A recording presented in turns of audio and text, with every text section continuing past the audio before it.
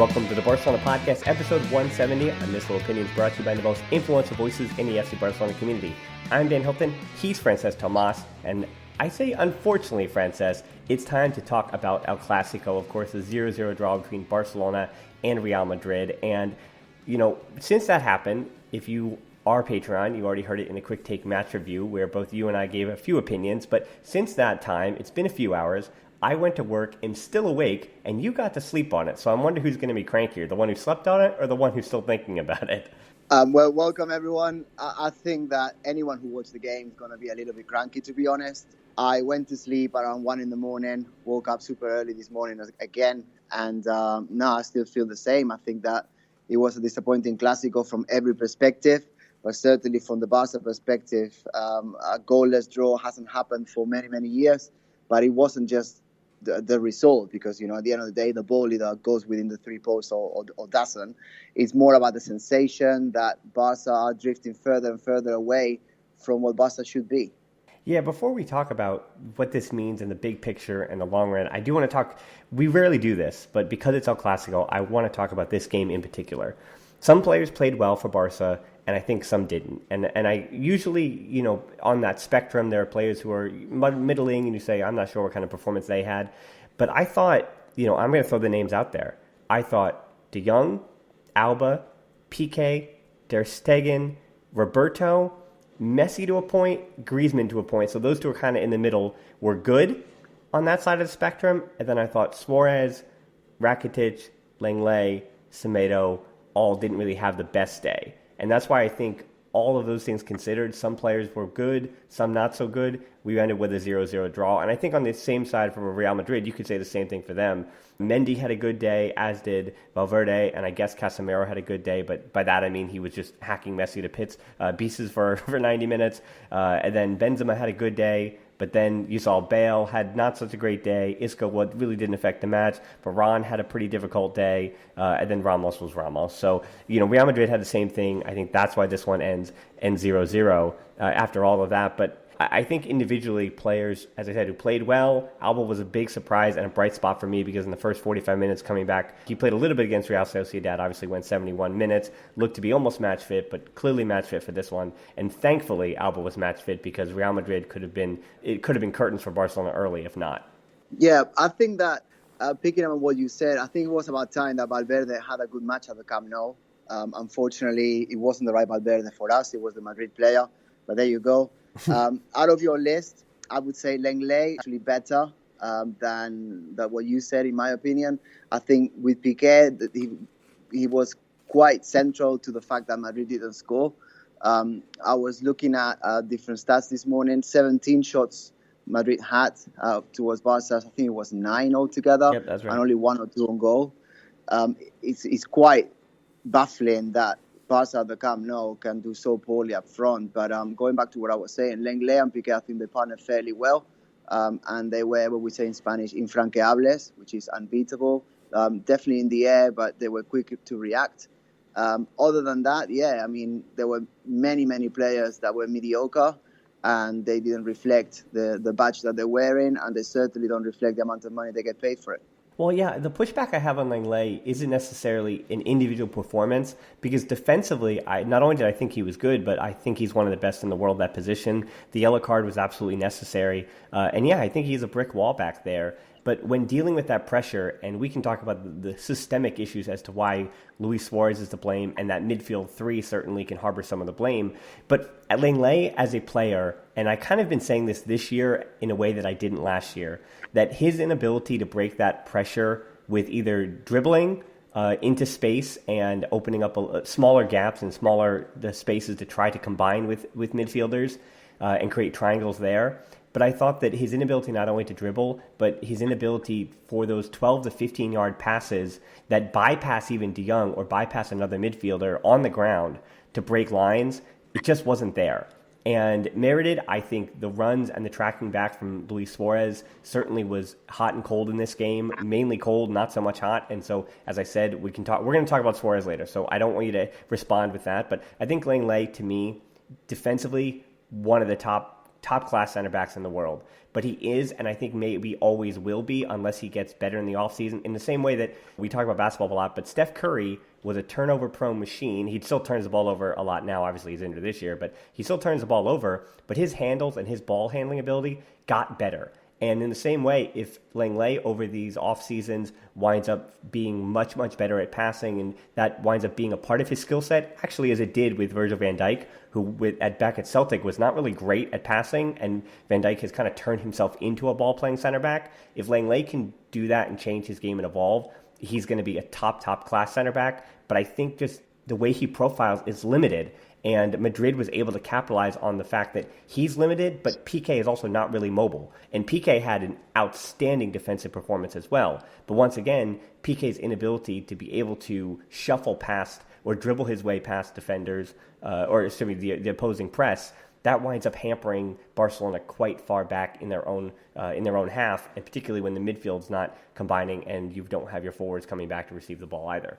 Sure, and I think that Madrid have to take some credit for that, because the amount of pressing they did throughout the whole pitch was, in my eyes, outstanding. Not necessarily on a one-to-one basis, but as a cohesive unit, and that's what Barça didn't have. If you think about it, when Barça only press whenever Messi and Suarez decide to, which is not very often, and because no one else really knows when those two are going to start pressing, particularly Suarez, because Messi has to be fresh moving forward, and we sort of accept that. It's just the team doesn't really know when Suarez is going to be up for pressing. Therefore, the consistency and the gaps, the consistency is not there, and the gaps obviously pop up. In Madrid's perspective, they were pressing throughout. Obviously, the rules of football have changed in the sense that players can actually receive the ball inside the area from a goal kick, for example, and that's how Piqué and Lenglet were well positioned, which is how many teams in world football are positioned this season now that the rules have changed. But they were pressed so quickly and so closely that in order to break that, Ter Stegen had to pretty much boot the ball up to Suarez, who was coming back far too sort of close to his own field, his own part of the field. And from then on, it was very difficult to build. I think the non-inclusion of Busquets proved much more important than, to be honest, I had anticipated. And he had two people pressing him the whole time. I think it was Benzema trying to sort of close the direct pass from Ter Stegen, and then someone behind him, which I believe was Valverde, even though Valverde was also coupled up with the Jong. So it was very difficult to build. And it's not necessarily the fact that Barca couldn't break it. It's the fact that Madrid, which was obviously irrelevant, but it's the fact that Madrid kept it up for the whole match, because normally teams get tired of doing that to Barca. But the thing is, because we didn't have control of the ball, because the criteria when on the ball wasn't necessarily there. There were a couple of clumsy passes here and there. The movement just, didn't seem to happen as it should have. Everything accumulated and made Barca basically unable to build from the back and not build much going forward. Yeah, so two responses to that I think are really important to realize why this El Clásico is a little different in terms of Zidane's tactics here. Was that one, I want to respond to Busquets, whether it was a technical decision, as some of the assistants said, or it was actually sickness, as Valverde said. I think this is probably the hottest take I'm going to give you, because, I'm not too good about the burning takes here, but I think whether or not that was Busquets or Rakitic, or actually it would have been Roberto. So whether or not it was De Jong, Rakitic, Busquets, or whether what we saw was De Jong, Rakitic, and Roberto, I don't think it really would have mattered, because Real Madrid was going to go through with the same game plan. And my issue with that midfield, I guess maybe this midfield three in particular, because they hadn't really featured together. When Rakitic wasn't playing at the start of the year, that's when Roberto was getting a few opportunities in midfield. Hadn't played in midfield basically since October, other than that I believe it was a Catalonia match as well. He got a start in midfield, but that doesn't count at all. So yeah, De Jong really the only normal fixture there all season who had played with the other two. So all that said, though, the space between the three, and this is when going back to the initial point that you made about Barcelona, I don't want to compare things to Xavi, Iniesta, and Busquets, and obviously that's the gold standard, but I think where they should be still the gold standard to try to emulate, you can't possibly do and emulate their brains and what was between their ears, but you can try to emulate the space that they occupied on the field in conjunction to one another. And there were times in that game, and I watched it at Smithfield Hall at the NYC Peña in New York, and I'm almost at the bar, and I'm writing notes like a crazy person. And I have in my notes here, I have my Are you? I do. I have my You're little writing notes in the bar? I am, with my little pen in my little Dan, notepad. why are you doing that? Just be a normal person and socialize. That's what you go there for. But that's why people tune into the podcast, for this kind of stuff here. And I did have it. I did have it in my little book here that there were a number of times in that match when, in the 51st minute, Lenglet gave the ball away and the whole bar moans, right?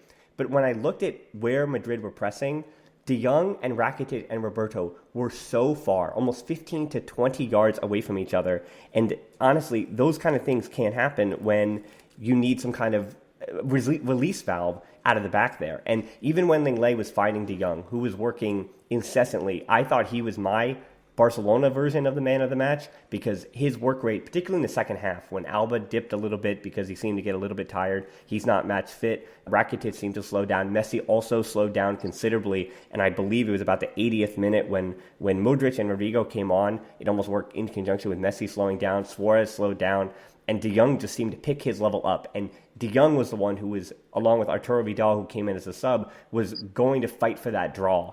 And that's crazy to say at the Camp Nou, that Barcelona were fighting for a draw, but that's what it became. And I think, again, the issue here is that De Jong and Rakitic and Roberto are just so far away from one another. And that just, again, that goes to Valverde. Because if he's seeing that happen, particularly in that first half, when Barca were doing the same thing, were being pressured, because Zidane went with that same full-on press the entire match. And because Valverde did not in any way change that up or fix it up in ways that he did previously this season, when he was able to turn Barcelona around, and they have had some dominating performances this season, but this was not going to be one of those, because Valverde didn't really have an answer. It was, let's bring on Vidal's energy, and most likely when Vidal came on, you felt that it was going to be 0-0, and he brought on Fati, hoping that Fati for Griezmann was going to inject some life and maybe add that width that really wasn't there for Barca all match. So yeah, the discouraging thing for me was De Jong, Rakitic, and Roberto's spacing, and people blamed Rakitic, but I think Busquets would have been in the exact same position as Rakitic, and he might have given the ball away more than Rakitic did, because Rakitic, that whole match, I have 2 little strokes on my paper of when Rakitic really gave the ball away in places where he probably should have even found the man forward. For sure. And then the other point to that is, as great as Ansu Fati is, he's not going to unbalance a Clásico in 5-6 minutes, isn't it? No. Came in the 83rd, and he's within 7-8 minutes, he's not going to do it. Unfortunately, because he's still 17. I think people forget that.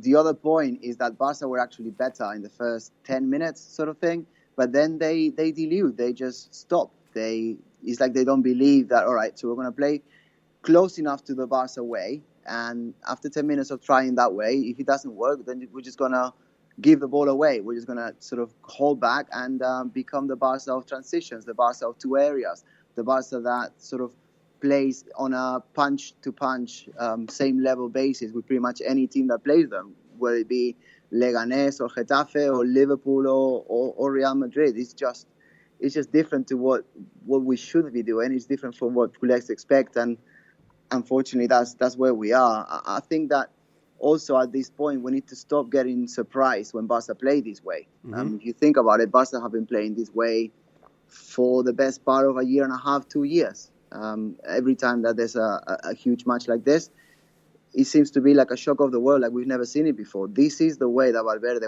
thinks Barca can do better. I don't think he does this. It would be nonsensical to do this. I don't think Valverde tries to sabotage the way that Barca play. I think that he genuinely believes that counter-attacking with a solid defense for the vast majority of the match, to be honest, is the best way to get results. And that's really, really sad. And as fans, we need to understand that this is what it is. This is what Valverde is trying to propose. Barca just cannot dominate games anymore. And the fact is that even when they can, e.g. the first 10, 12 minutes, they give it up. They give it up because they think that, matches have to have different parts, different transitions, different sections, and they give the ball up to, in a way, play to their advantages. But the thing is, when you are playing on a counter-attacking game, then you need someone who is much faster than Suarez can be. Certainly not for 90 minutes. I know we said it at the beginning of the season. I don't think Suarez is fit to play 90 minutes in every single match. He would be at best 60, 65 minutes, or the other option is bringing him on with 30, 35 minutes to go. I don't think he's fit for that. And then, obviously, the last variable up front is the second winger, the Dembélé, basically, or the Neymar. Griezmann is not that sort of player. He wants the ball on his feet. He's someone who runs into spaces, but he doesn't have the speed. He certainly does not have the know-how, dynamism, and speed and pace to break through the way that Dembélé does. And, he does get criticized for his finishing product. But the thing is, I know we've been saying this for 3 years, but he's still young and he's in a sort of learning curve. But yesterday with Dembélé, it would have been a different game because he would have run into those spaces that, to be honest, he felt like he had to create himself. And the same goes for Neymar, but obviously that's a whole new Pandora's box. Yeah, I think I want to talk a little more about Suarez, but let's take a break first. Now, coming back from this break, Francesc, I want to go on a point that the Spanish Football Podcast with Sidlow actually made earlier in the week about Luis Suarez, that Suarez, we all agree, and we've all seen it now, the decline of him physically over the course of 90 minutes. But the issue has been, since Griezmann showed up, is that Griezmann does everything that you need a Barcelona player to do, dropping in deep, combining, especially for Valverde, where he's defending, he's dropping in, he's combining, and that's getting better and better as the weeks go on with playing alongside Messi. But when it comes to Luis Suarez, he not only does he find Messi, he's the perfect release valve for Messi. He's combining a little bit better with teammates as well. He had 1-2 with De Jong in this match when De Jong got his one shot on goal. And I thought that Suarez in this match did have rare moments. Of the 8 chances that Barcelona did manage to get around Courtois' area, 5 of them had to do with build up with Luis Suarez. And there were times, I think, in this match, and this is really important, that when he was able to stay on the ball and find a teammate soon after, whether it was a 10, 15-yard pass, and particularly I think of probably the best chance of the whole game in the 41st minute, wind up not being on goal, but Suarez, I don't remember who it was, I think it was either Varane or Casemiro, winds up, I think it could have been a foul, but he goes to the ground, kept the ball loose and got it to De Jong. De Jong then gives to Messi, who then goes with that ball over the top to Alba. Alba winds up shooting it wide, but for me, even though it wasn't on net, that was the best opportunity. And that all became because Luis Suarez was able to keep the ball up. And there are times when it seems like he's making the right runs and doing the right thing, but as we said, physically he can't do that for a full 90.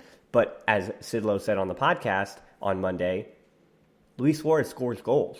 That's what he still does at a high level. And not only does he score golazos, as we know, but he puts the ball in the back of the net in a way that no other player for Barca, no other center forward, has done in quite some time.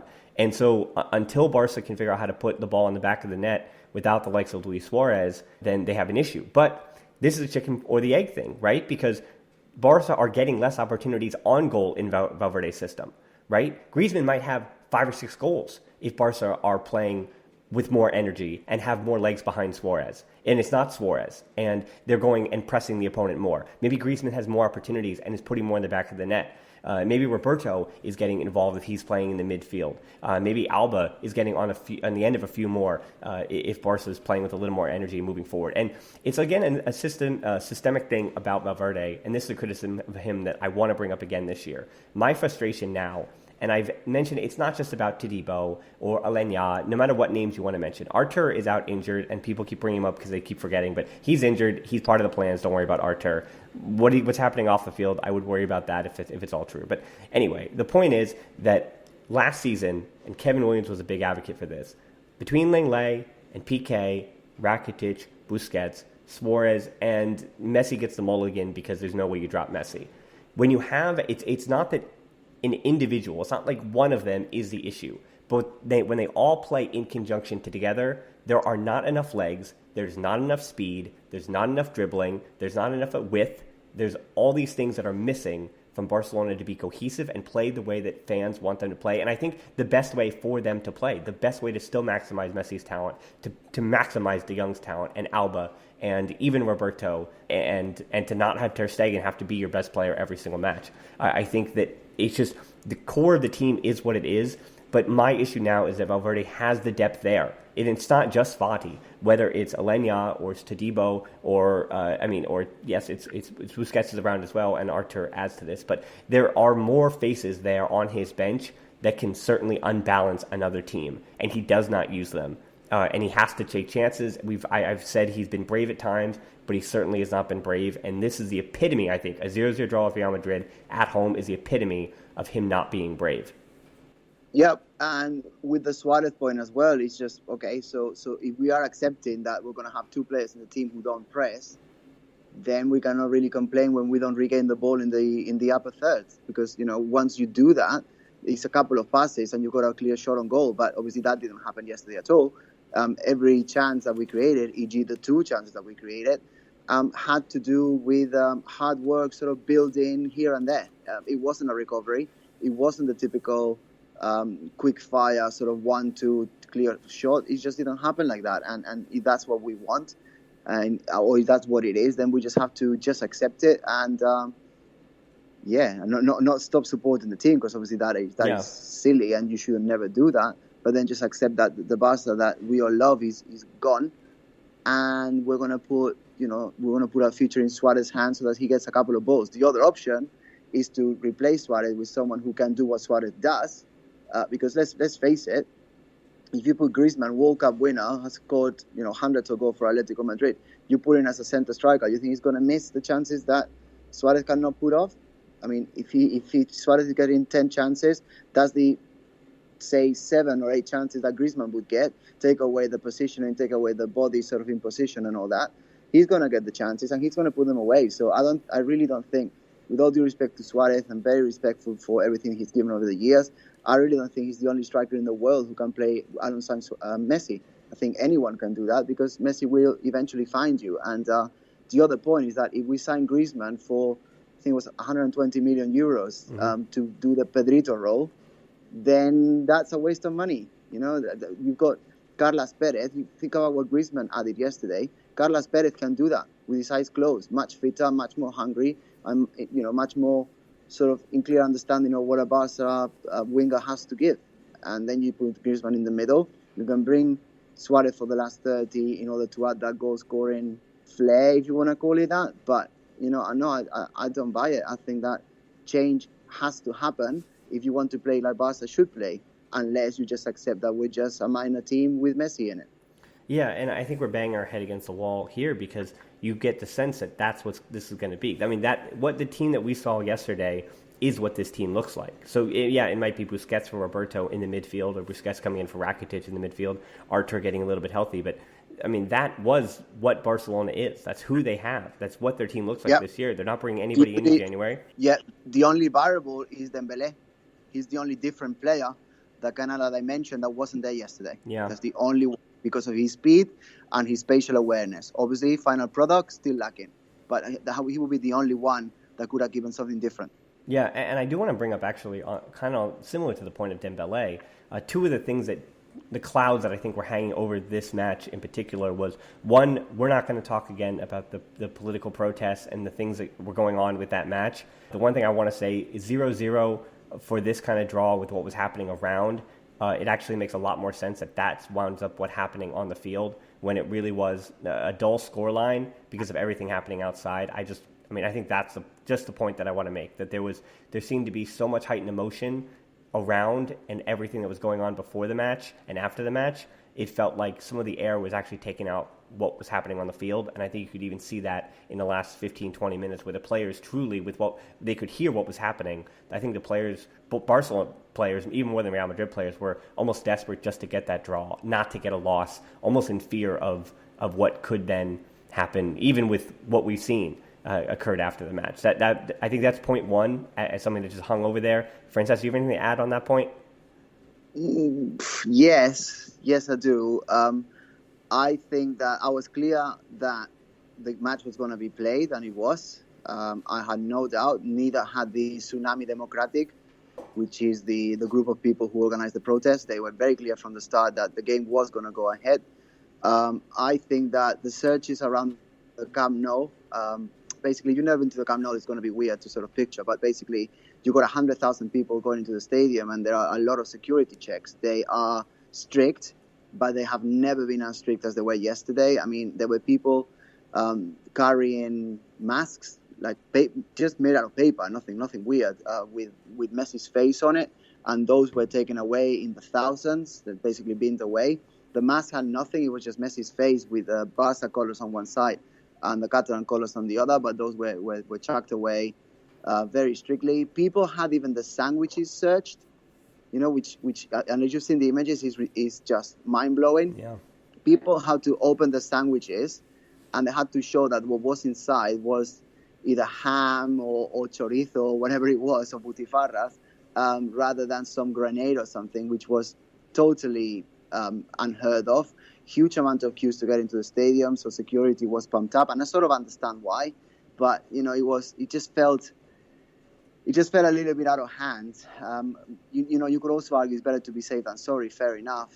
During the game, there were protesters outside gathering. They wanted to project the game on buildings that were neighboring, and the police took those away. So no one that was protesting could watch the match, which meant that a lot of people got dispersed. They went into local bars, or they just went back home to watch the second half at home.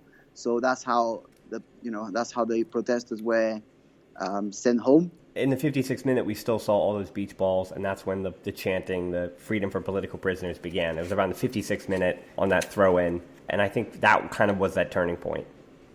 Yeah, and also with that as well, even the Camp Nou security, because the Camp Nou security is run by Barça employees, but also because of the magnitude of the game and obviously the added measures that had to be put into place, Barça actually hired an outside company as security. And the instructions weren't very clear, because some gates you could go through with the yellow balls, and some gates you couldn't. Some gates you could go through with the masks, in some gates you couldn't. So it was a little bit chaotic. I mean, I'm just happy that no one really got majorly hurt. I understand that it's around, don't quote me on this, but it's around 30 to 40 different people that were either hurt or taken into the police for further questioning. Around the stadium, there were different containers, like rubbish containers, sort of turned around and burnt. And yeah, it just got a little bit out of hand at the end, but nothing major did happen. Based on what could have happened with the amount of people around, I think that actually, in the larger scheme of things, it was a decent showing. Please don't kill me for saying that, but it could have been way worse. And the game is finished. We don't have to talk about it again. Mm-hmm. And as you said, what we saw on the stadium and the actual pitch was a reflection of a very difficult, I want to say, month in preparation for this game. Yeah, of course. There are two sides to everything, and I just want to implore people to remember that with every picture you see, every tweet you might see online, there is two sides to this story, and there really is I think there's no discernible way to figure out the proper way to go about this, and in my perspective in particular, to speak about it. So thank you, Francesc, for speaking about that. And I think the thing I want to wrap this show up with is going to be I don't know how long this topic is going to take us, but this is the final topic I want to talk about. I think one of the other things that's looming over this match, because we did in this podcast speak about, I did mention the age of Suarez and Messi, and I've talked about in previous poor performances by Barça that you get the sense that whether it's the end of Valverde's cycle, this is his third and probably final season. With Messi, he announced that at the Ballon d'Or as well, staring down the barrel of his own retirement in the next few seasons. If this is the end of this cycle with Barcelona, in a way that Real Madrid ended their cycle by selling Cristiano Ronaldo, and all the young players that Madrid have, not only in their current team, whether it's Fede Valverde, 21 years old, Rodrigo's a teenager, Vinicius Jr. is still young, Eder Militao, a center back who's getting ready to step in, but already was a first teamer with Porto, Luka Jovic, who to tell you how much that Madrid have bought young talents, and are trying to groom them in. He seems like he's not going to fit, so he might even be sold or loaned out in January because he hasn't been able to cement or get any minutes and get any goals behind Karim Benzema, and yet he was one of the best young strikers in, I think, all of world football. We had talked about him on this show as a player that Barcelona should be going after because of what he did for Eintracht Frankfurt last season. But not only that, but you have Odegaard, who's looming over the club at Real Sociedad. You have Kubo, who decided to pick Real Madrid over Barcelona at Mallorca. Ceballos, who was want away, and yet he was the U21 player of the tournament, and he's playing for Arsenal. You have Reguilon, who's doing really well for Sevilla. You have Lunin, the Ukrainian goalkeeper, who did well at the U20 World Cup and is also still playing first-team football in the Liga. He was at least last year. And not to mention, you also have Hakimi, who was a star for Dortmund at in the Champions League and is going to be coming back to Madrid next season. So all of that said, they have done their business. It's cost them a lot of money, sure. We know that Florentino Perez is not afraid to spend. But you compare that with what Barcelona's current future looks like. Right? We're worried about the present, and if we're disappointed in the present, and Messi is not going to get any more Champions League trophies, if they wind up, this might be, or last season you tell me that's Messi's last La Liga, which would be terrifying to think. But at this point, we are looking down the barrel of what comes next for Barca as they begin their next cycle. And we can count it with Fati, and sure, Pedri is doing well at Las Palmas, but they're still just 17 years old, and you never know what's going to happen between 17 and 21 or 23 before it's time for them to become stars. They've got a long way to go before that. Okay, it's not just about selling Todibo, because we didn't know about him 10 months ago, because he'd only played 10 first-team games for Toulouse, but we already know that he's a promising player, and yet Barcelona, he's the most likely to leave in January to be sold to Milan with a buyback. And then we already talked about Dembele, and all the fan base is out on Dembele, and even though he's in his early 20s, the fan base wants nothing to do with him anymore. Marc Cucurella is out on loan at Getafe after being out on loan at Eibar. Looks to be the successor to Jordi Alba, right? But yet it doesn't seem like he's ever going to have a place at the club. Oriol Busquets is at Twente, and is he ever going to be back? Juan Miranda seemed like his loan to Schalke didn't work out, and what is his career going to look like, even though he's just 19 years old? And then for all the good and bad we talk about these youngsters, you think of an Alen Halilovic, who was supposed to be the Croatian Messi, and it obviously for a lot of young players doesn't turn out that way. But it seems like to me that Real Madrid have a lot of players from 20 to 23 years old who have already played first-team football at a high level in other places or out on loan or for Madrid and are ready to step into the next 5-10 years of La Liga football. And I don't know, when I look him down Barca's lineup, other than Frankie de Jong and Artur, I mean, Lenglet, sure, he's still in his mid-20s, but other than that, what kind of particularly attacking threat is Barcelona going to be looking at now in the next 10 seasons? They're going to have to buy players, sure, and they've already spent so much now. Don't they have debts to repay? I think that's what looms over it for me, that Madrid have, over the last 3 transfer windows, they've turned the page. They've got rid of Ronaldo, and they've brought in youth, and they're ready to go for the next generation. And because Barca are still stuck waiting for Messi to retire, and he has all his friends, and he has Los Amigos, and Barca is going to just try to be playing not to lose and playing for trophies, then I have no idea what the future holds. Me neither, unfortunately. I don't have much to add to what you said. You're spot on, basically. I think that it all starts with the manager. I mean, it all starts with the board, to be honest. And the current board don't seem to have the guts to make any major changes, or when they realize they should have done it, it's just too late. You can't really sack a manager in October, and that's probably when they realize actually we probably messed up here. I don't think that La Masia has dried out in the sense that everyone is saying. I think there are a lot of good players coming through. Sure, granted, you don't have Guardiola and Iniesta and Guillermo Amor caliber players coming up anymore, and definitely not Messi or Puyol or anything like that. But I think when trusted, and if trusted and given proper playing time in a scheme that is familiar and sort of plays to their strengths, because the current Valverde system just doesn't, then I think it would make sense. So if you've got a board that is forward-thinking, that is respectful of the values and heritage of this team, especially since the Johan Cruyff era, then everything's going to fall into place. Messi, I think, has got 2 seasons left with us, possibly, maybe 3, but I don't really see him beyond that, especially if things don't change. And then it's going to be a matter of, let's see who's left. Let's see how players such as the ones you mentioned, Lenglet, Frenkie, Ter Stegen, etc., continue to grow, and then fill up the pieces with sort of bits from La Masia and buy in the odd sort of superstar in the making. I think Barca, in the long term, can still be successful, but it all will depend on what happens when Messi leaves. But before worrying about that, I think we need to worry about the here and now, and make sure that Messi has a system in which he thrives, and he can take us to victory, because he, as we have seen in the Clásico, like yesterday, he had a relatively human game by his standards, and it was 0-0. So that's what you need to nurture. That's what you need to take forwards, and that's what you need to trust. Yeah, I thought it was interesting, actually. You mentioned about Messi's human game, that Casemiro kind of, instead of man-marking him, I thought it would be Valverde who would basically be in Messi's pocket all game long. It wasn't really. Madrid did getting credit to them, they did a decent job of handing him off. Casemiro was generally in the area, but I noticed that he would track him. He would be within maybe 7-8 yards, but he wasn't necessarily right behind him or on his back the entire time. Madrid actually allowed Messi to get the ball in certain pockets of the field at times, and then trust that his teammates wouldn't do. And that was actually different than the way that Real Madrid has generally defended Messi. So that was interesting to me.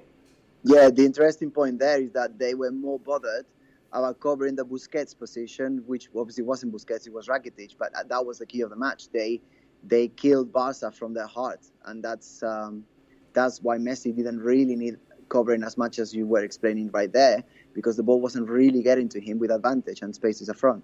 Yeah, I also want to mention, too, that in my naming of all of Barca's future, the reason I didn't mention a name like Riqui Puig or ES Mariba or anything like that in La Masia or even in Barça B is because Barça B play in the third division. And the comparison I was making is that all of the names that I mentioned for Real Madrid had played first-team football or have featured at first teams in the top divisions.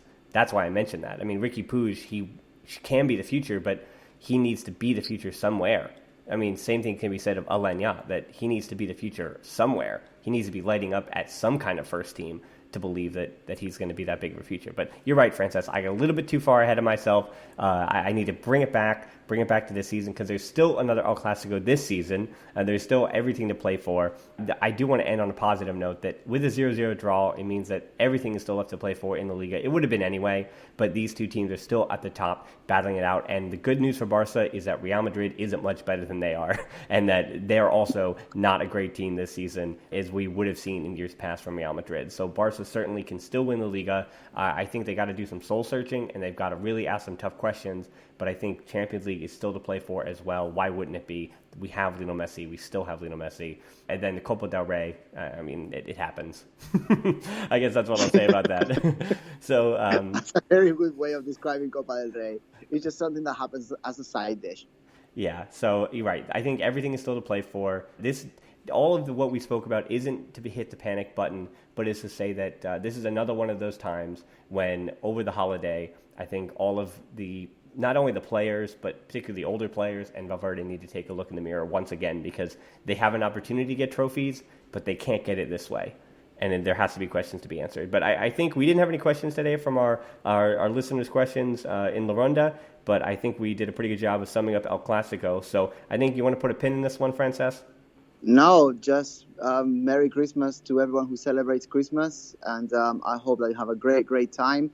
We are just about to record another show that will be coming out during the holiday period, and I'm super excited. It will be a draft about the top Barca players for the decade. So check that out whenever Dan decides to publish it. Yeah, so again, thanks so much for tuning into this show. You can tap in your app and check out the show notes to subscribe.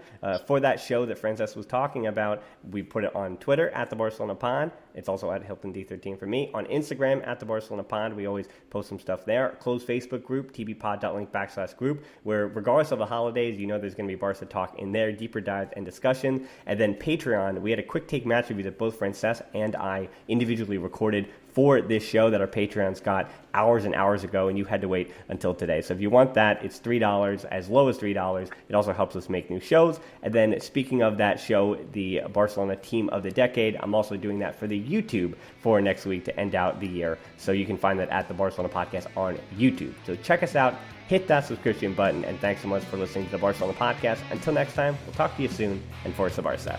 Forza!